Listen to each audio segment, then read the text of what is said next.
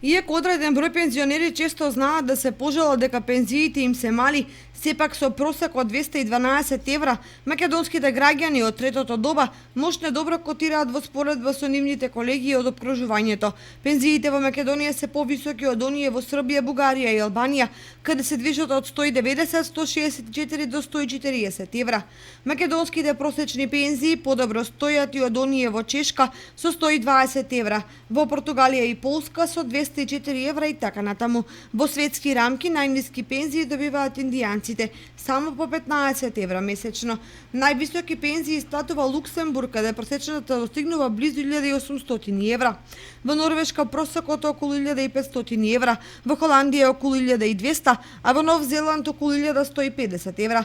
Нашите јужни соседи грците добиваат нешто повеќе од 500 евра просечна пензија, а домаќинот на летната олимпијада Бразил издвојува по 204 евра просечна месечна пензија. Кога ќе се споредат сите овие податоци, може да се заклучи дека нашите пензионери и не се така лошо платени за својот минат труд.